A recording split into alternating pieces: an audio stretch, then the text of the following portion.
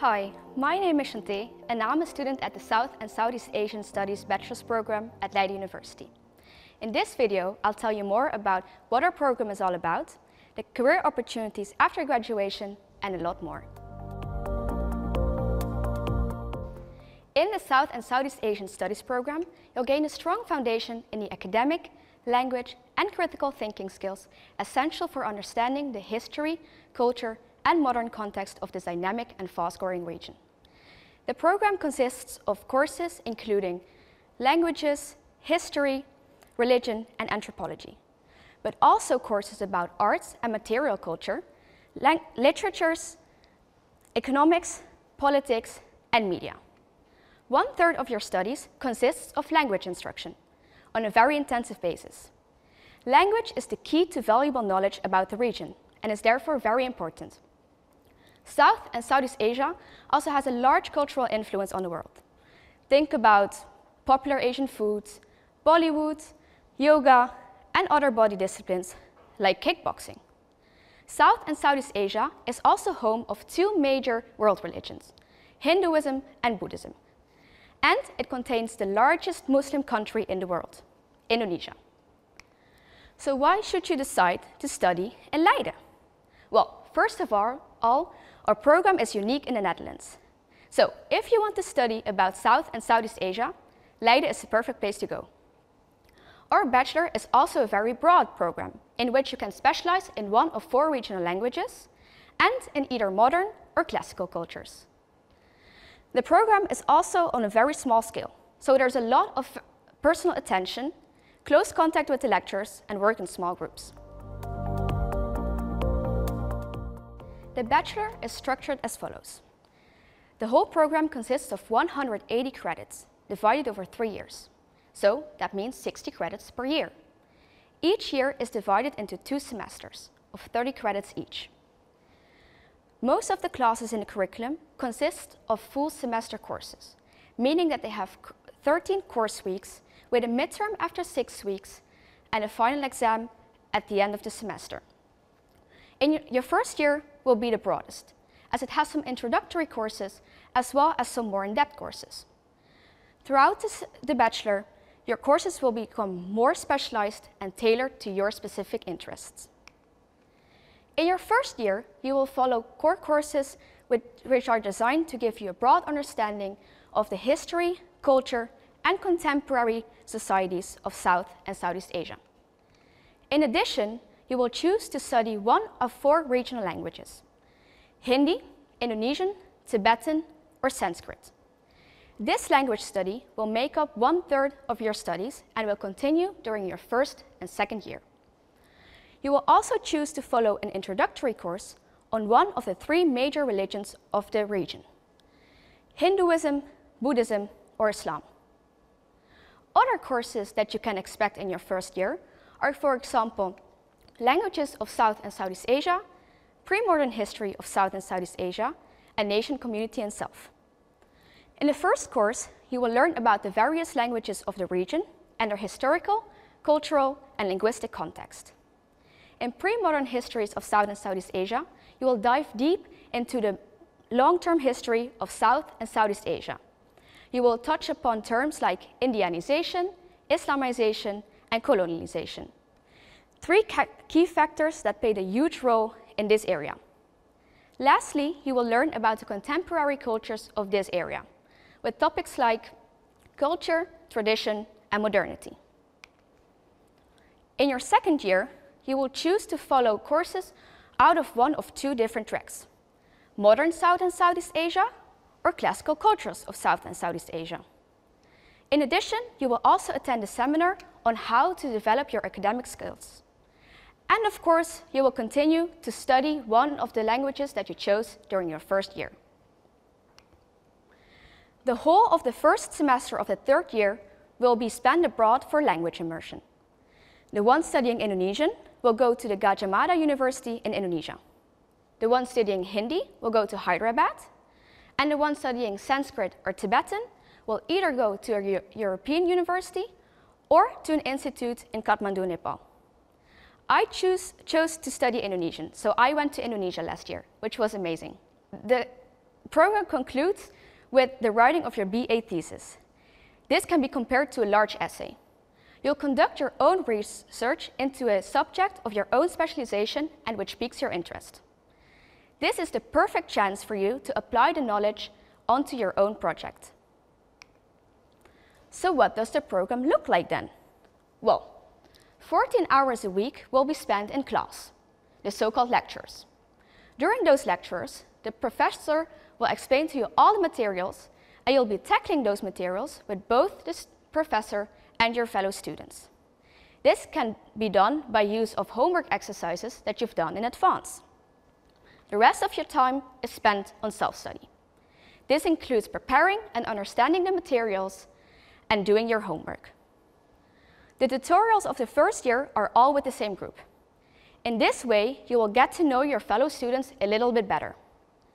You'll also be assigned a student mentor.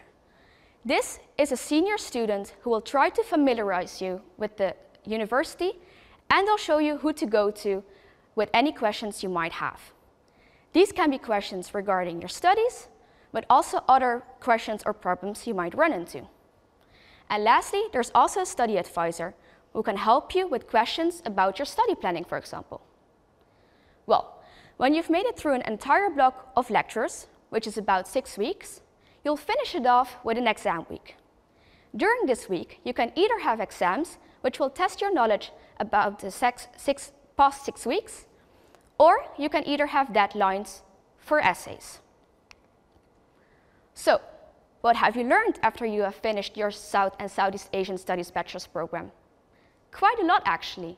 You will have developed skills which will prove valuable in your future career.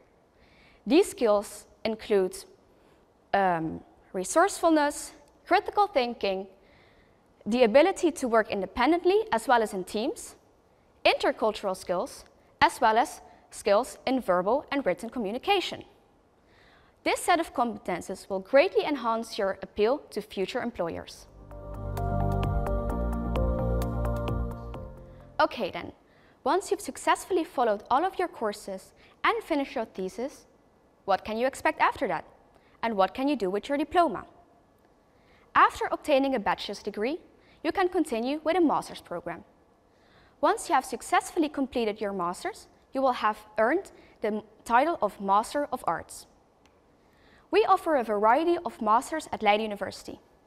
Masters that will fit well after the Bachelor's of South and Southeast Asian Studies would be the Masters in Asian Studies, the Research Master in Asian Studies, Media Studies, or a Master in International Relations. But where will you end up working? Every 5 years, we conduct a survey amongst our recent graduates and ask them where they ended up working.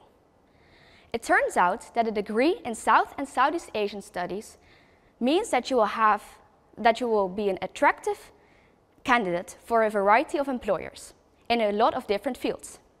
You could, for example, work for the government, in education, or in communication. The other field is very broad and ranges from media to publishing books to consultancy or retail. If you have also gained relevant work experience during your studies, this will help you even faster to find the job of your dreams.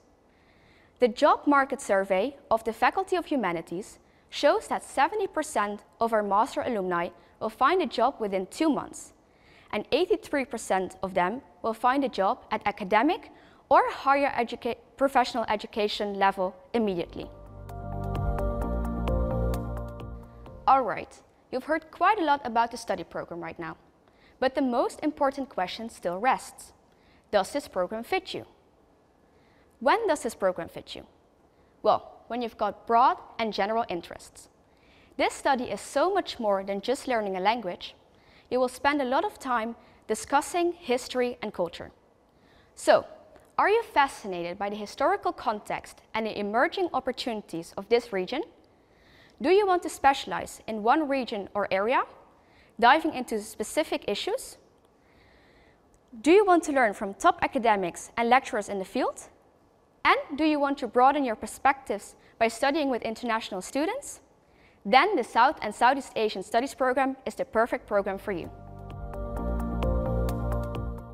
Okay, when you're absolutely sure that our South and Southeast Asian Studies program is the right program for you, how do you go about then with your application and admission process? What are the requirements for studying South and Southeast Asian Studies at Leiden University? For Dutch students, this is very simple.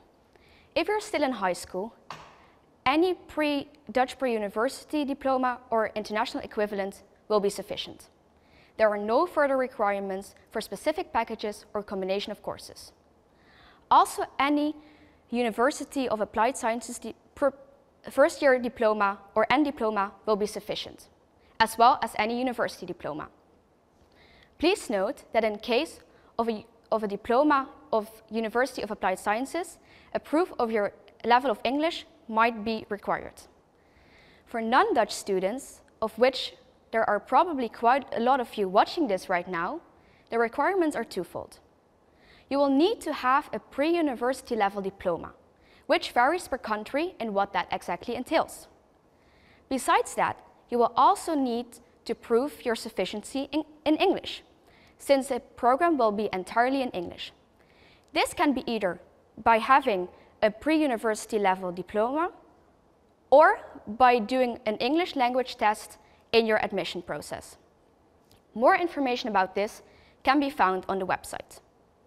The Student Affairs Front Office is the university's help desk for questions regarding admission and financing. So many of your questions on this matter can also be directed to them. Besides these requirements, the South and Southeast Asian Studies program doesn't have any certain system of numerous fixes or limited capacity. So, applying in time with the right documentations means that you're admissible to the program. You can start applying for this program starting from October all the way up until either the 1st of April for international students or the 1st of May for Dutch students and some exceptions for international students. After finishing your admission and application process, it's finally time for you to start your studies at the faculty. And we want to make sure that you are well guided. So if you have any questions or maybe doubts or concerns, there are several people to guide you besides the mentors and teachers that I've just mentioned. For example, you could pop by the pop corner at the faculty. This is a safe space where students can meet and support each other. They organize workshops and trainings on topics such as effective studying or time management.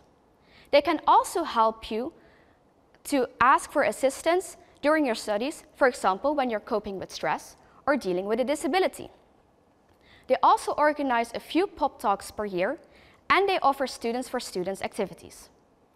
Besides this, there are also study advisors, student psychologists, and student counselors at hand to help you with any obstacles you might encounter. As I also quickly mentioned before, there's also a platform for studying with a disability.